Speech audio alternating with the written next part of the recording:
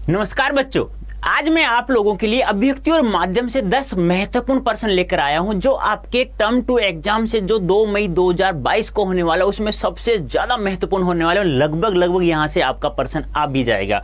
तो पहला प्रश्न है दोस्तों, आप लोगों के लिए पत्रकार कितने तरह के होते हैं नाम लिखना। आपको बताना है कि पत्रकार कितने प्रकार के होते हैं या कौन कौन से होते हैं, उनके बारे में हमें बताना है। तो कौन कौन से होते हैं बच्चों? एक होता है पूर्णकालिक, एक होता है अंशकालिक और एक होता है फ्रीलांसर। यानी अंशकालिक को स्ट्रिंगर भी कहा जाता है। अब पूर्णकालिक पत्रकार किसे कहते हैं? जो नियमित वेतनभोगी होता है उसे क्या कहा जाता है? उसे कहा जाता है बच्चों पूर्णकालिक। और एक निश्चित मानदेय वाला होता है उसे कहा जाता है अंशकालिक। और फ्रीलांसर नाम से पता चला, फ्री यानी कि जहां से उसे अच्छा पेमेंट मिलेगा वहीं पर जाकर वो समाचार लिख सकता है। नेक्स्ट बात करते हैं फीचर क्या है। फीचर के बारे में आप लोग बता रहे हैं तो आपको पता है फीचर क्या है। एक सृजनात्मक आत्मनिष्ठ लेखन है जो पाठकों को, जिसका प्रमुख उद्देश्य होता है मनोरंजन करना, लेकिन उसके साथ साथ पाठकों को सूचना देना और ज्ञान देना भी होता है। वैसे तो इसमें फीचर में समाचार लेखन की तरह कोई शब्द सीमा नहीं होती है, लेकिन सामान्यतः 250 शब्दों से लेकर 2000 शब्दों तक के भी समाचार पत्रों में फीचर सब छपते हैं। लेकिन सबसे बड़ी एक कमी क्या है इसमें, यह हमें तात्कालिक घटना से अवगत नहीं कराता है। कहने का तात्पर्य क्या है, करंट जो भी घटना हो रही है उसके बारे में हमें नहीं बताता है। हम इसमें इसको रोचक बनाने के लिए इसमें कोई भी ग्राफिक्स, कोई फोटो आदि एडिटिंग कर सकते हैं। सबसे महत्वपूर्ण बात क्या होती है, इसमें पत्रकार होता है वह अपनी कल्पना, अपने विचारों को भी लिख सकता है, लेकिन समाचार लेखन में ऐसा नहीं होता है।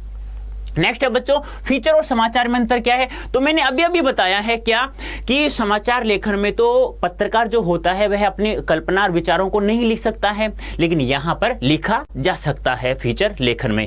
लेकिन और दूसरा अंतर की हम बात करें तो यह भी कह सकते हैं समाचार लेखन जो होता है उल्टा पिरामिड शैली में लिखा जाता है, लेकिन फीचर को हम कहीं से भी शुरुआत कर सकते हैं, या अर्थात कथात्मक शैली में भी लिखा जा सकता है। तो ये सबसे बड़े अंतर हो गए। आगे हम बात करें बच्चों, विशेष रिपोर्ट कितने प्रकार के होते हैं नाम लिखना है। तो विशेष रिपोर्ट कौन कौन से होते हैं बच्चों? एक तो होता है खोजी रिपोर्ट जिसे इन्वेस्टिगेटिव रिपोर्ट कहा जाता है, एक है इन डेप्थ रिपोर्ट, फिर एक है विवरणात्मक रिपोर्ट, फिर नंबर 4 है विश्लेषणात्मक रिपोर्ट। खोजी रिपोर्ट क्या होता है बच्चों? खोजी रिपोर्ट वह रिपोर्ट होता है जो ऐसी सूचना या ऐसी रिपोर्ट या ऐसी घटना जो पहले से सार्वजनिक तौर पर उपलब्ध नहीं है उसके बारे में गहरी छानबीन करना, उसे कहा जाता है खोजी रिपोर्ट। जैसे किसी भी सरकार की अनियमितताओं, भ्रष्टाचार, गड़बड़ियों को उजागर करके पाठकों के सामने लाना खोजी रिपोर्ट कहलाता है। इन डेप्थ रिपोर्ट क्या कहलाता है? ऐसी घटना जो सार्वजनिक तौर पर पहले से उपलब्ध है उसकी गहरी छानबीन करना, वह कहलाता है इन डेप्थ रिपोर्ट। अब विवरणात्मक रिपोर्ट क्या होता है? जिसे हम लोग किसी घटना समस्या को विस्तृत या बारीकी से विवरण प्रस्तुत कर सकें। और विश्लेषण क्या होता है?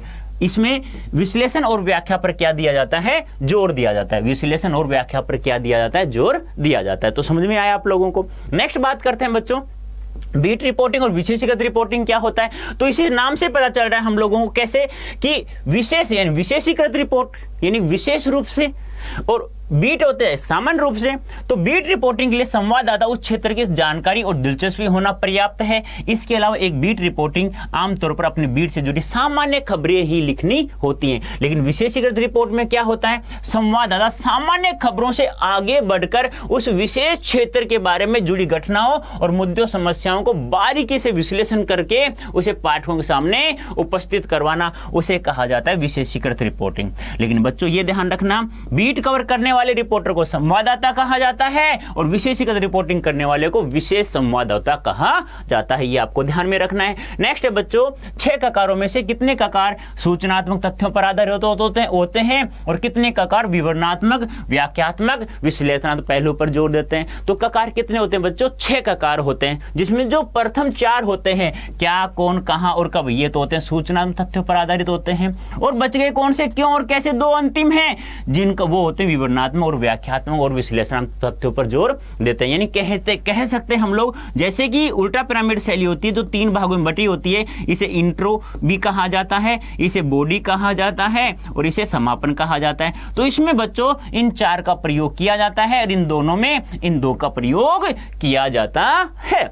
नेक्स्ट बात करें दोस्तों, रेडियो की भाषा कैसी होनी चाहिए भाई? भाषा सरल सहज होनी चाहिए, कठिन नहीं होनी चाहिए, यानी कि एक अनपढ़ व्यक्ति को भी यदि सुने तो वह भी उसे समझ सके। यानी कि बहुत सारे ऐसे शब्द हैं लेकिन, किंतु, परंतु, और, तथा, एवं, अथवा या इनकी जगह और या लेकिन शब्दों का प्रयोग होना चाहिए। और सबसे बड़ी बात, खरीद फरोख्त की जगह, कहते हैं ना कि क्रय विक्रय की जगह खरीद फरोख्त होना चाहिए, यानी स्थानांतरण की जगह तबादला शब्दों का प्रयोग होना चाहिए, ऐसे शब्दों का प्रयोग होना चाहिए। नेक्स्ट बात है, कहानी का केंद्र बिंदु कथानक होता है, समझाइए। बात तो सही है, बिना कथानक के कोई भी कहानी नहीं लिखी जा सकती है। या ऐसे प्रश्न आ जाए, कहानी के कथानक प्रकाश डालिए, तो ध्यान रखना कहानी का जो केंद्र बिंदु होता है बच्चों, वह क्या होता है? कथानक होता है। बिना कथ्य के कोई कहानी नहीं लिखी जा सकती है। और ध्यान रखना, बिना विचार, घटना और पात्रों के भी नई कहानी नहीं लिखी जा सकती है।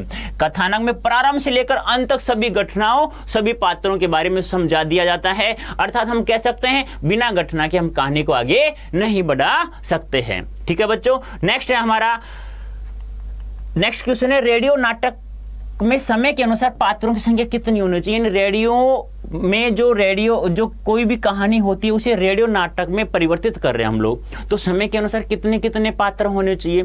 तो सामान्यतः जो एक रेडियो नाटक होता है वह 15 से 30 मिनट का होता है। अब यदि रेडियो नाटक है हमारा कितने मिनट का है दोस्तों? 15 मिनट का है, तो 5 से 6 पात्र हो सकते हैं। अब यदि वह 30 से 40 का है तो बच्चों 8 से 12 हो सकते हैं। और यदि वह 1 घंटे का है तो 15 से 20 हो सकते हैं। अब ये जो मोटे मोटे पात्र होते हैं बच्चों, यानी सामान्य पात्रों को नहीं गिना जाता। जैसे जज जिसका काम ऑर्डर करने का है उसे नहीं गिना जाएगा। फेरी वाले पोस्टमैन की आवाज को इसमें नहीं गिना जाता, ये हमें ध्यान रखना है। अंतिम प्रश्न है बच्चों, कहानी में द्वंद्व का महत्व के बारे में बताइए। जिस प्रकार कहानी का केंद्र बिंदु कथानक होता है, उसी प्रकार द्वंद्व के बिना कोई भी किसी भी कहानी को रोचक नहीं बनाया जा सकता, आगे नहीं बढ़ाया जा सकता है। तो ध्यान रखना बच्चों, यानी कि कहानी का केंद्र बिंदु कथानक होता है, उसी प्रकार द्वंद्व का होना अत्यंत ही आवश्यक है। द्वंद्व कहानी को आगे बढ़ाता है और साथ में उसमें रोचकता भी बनाए रखता है। द्वंद्व जो होता है बच्चों, दो विरोधी तत्वों का टकराव किसी की खोज में आने वाली बाधाओं, अंतर्द्वंद्वों के कारण पैदा होता है। कहानी जो शर्त होती, यानी कहानी की जो शर्त होती है वह नाट्य ढंग से अपने उद्देश्य को पूरा करते हैं और समाप्त भी हो जाता है अपने उद्देश्य को पूरा करते हुए। यह द्वंद्व के कारण ही पूर्ण होता है, यानी कि यह शर्त कब पूरी होगी दोस्तों? बिना द्वंद्व के यह शर्त पूरी नहीं हो सकती, जो क्योंकि यह दो विरोधी तत्वों की मध्य बहुत ही महत्वपूर्ण भूमिका निभाता है, जिससे कहानी में या रेडियो नाटक में क्या बन जाती है? रोचकता बन जाती है। लेखक कथानक में द्वंद्व के बिंदुओं को जितना स्पष्ट रखेगा, कहानी भी उतनी सफलता से आगे बढ़ेगी। अतः स्पष्ट है कि कहानी में द्वंद्व बहुत ही ज्यादा महत्वपूर्ण है। तो बच्चों ये थे हमारे क्या सबसे ज्यादा महत्वपूर्ण प्रश्न थे। एक और प्रश्न आ गया हमारा, उल्टा पिरामिड शैली में समाचार शैली किस प्रकार लिखी जाती है? तो आप लोगों को पता है ना, उल्टा पिरामिड शैली 3 प्रकार में बांटा गया है। इसे कहा जाता है इंट्रो, या इसे मुखड़ा भी कह सकते हैं, और इसे कहा जाता है बच्चों बॉडी, इसे निकाय भी कह सकते हैं, और ये है हमारा समापन। ये हमें ध्यान में रखना है। इसमें प्रथम 4 ककार का प्रयोग किया जाता है और इसमें किया जाता है बच्चों अंतिम 2 ककार, क्यों और कैसे का। एक बात और ध्यान रखना बच्चों, हमेशा हमें ये ध्यान रखना है इंट्रो या मुखड़ा में हमें सर्वाधिक महत्वपूर्ण जो खबर की जो मुख्य लाइन है, क्लाइमैक्स है, उसको लिखा जाता है, जिसमें प्रथम 4 ककारों का प्रयोग किया जाता है, क्या, कब, कहां और कौन का। और बच गए कौन से? बॉडी या निकाय सेकंड पार्ट, और तीसरा अंतिम होता है समापन। इसमें जो बचे 2 ककार होते हैं, क्यों और कैसे का प्रयोग किया जाता है। यानी हम लोग कह सकते हैं कि जो उल्टा पिरामिड शैली में जो भी समाचार लिखा जाता है, सबसे पहले मुख्य सूचना, उसके बाद धीरे धीरे कम मुख्य सूचना, फिर उसके बाद बहुत कम मुख्य सूचना, ऐसे लिखा जाता है। तो बच्चों 10 की जगह 11 महत्वपूर्ण प्रश्न थे, तो कोई बात नहीं है, उम्मीद करता हूं बहुत अच्छे समझ में आ गया। और बच्चों ध्यान रखना, ये टर्म 2 एग्जाम के लिए बहुत ही ज्यादा महत्वपूर्ण होंगे। जिस दिन आपका एग्जाम होगा उस दिन मैं कह भी दूंगा, देख लो बच्चों उन 10 प्रश्नों में से इनमें से आपके ये प्रश्न आ चुके हैं। ओके बच्चों, धन्यवाद, थैंक यू सो मच।